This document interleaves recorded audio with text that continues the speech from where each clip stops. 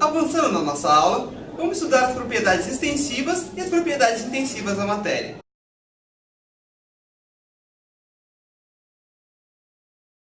Dizemos propriedades extensivas aquelas que dependem do tamanho ou da extensão da amostra que analisamos. Por exemplo, imagine uma situação onde o professor de Química pede para você ir ao laboratório de Química e medir a massa de uma certa quantidade de sal de cozinha. Você utilizará para isso um instrumento de laboratório chamado balança. Ela poderá ser uma balança de prato, como aquelas que vemos nos livros, ou mesmo uma balança eletrônica, que tem um indicador que indicará a massa daquilo que estamos colocando sobre a balança. Ao colocarmos uma certa quantidade de sal, a massa que observaremos no visor do nosso instrumento de medição, ou seja, da balança, será a massa que colocarmos dentro desse recipiente. Assim, a massa de um objeto depende da quantidade ou do tamanho desse objeto, da nossa amostra que estamos estudando. O volume é um outro exemplo de uma propriedade extensiva, ou seja, que depende do tamanho da nossa amostra. Se eu utilizo uma proveta, que é um instrumento de laboratório para medir volume, o volume observado através de uma escala graduada, que indicará para nós quantos ml dessa substância nós temos dentro dessa proveta, dependerá do quanto adicionarmos da nossa substância nessa proveta, ou seja, quanto mais eu adicionar, maior será o meu volume.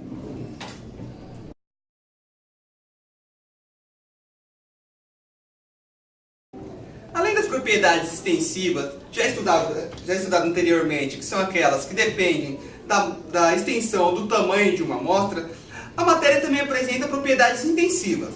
O que são as propriedades intensivas? São aquelas propriedades que independem do tamanho ou extensão da minha amostra. No caso, nós temos aqui um exemplo de uma propriedade intensiva, que é a densidade. A densidade de um material, ela não depende do tamanho deste material. Ela é a razão entre a massa dessa amostra ou deste material e o seu respectivo volume, sendo assim independente do tamanho ou extensão dessa amostra.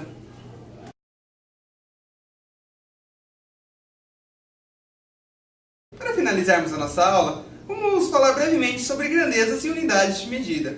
O que é uma grandeza? Grandeza é tudo aquilo que pode ser medido ou contado. São exemplos de grandeza o volume de uma solução, a massa de uma determinada amostra, a velocidade com que um corpo trafega no espaço, o comprimento de uma determinada peça, a superfície. São vários exemplos que nós podemos voltar no nosso dia a dia de grandezas.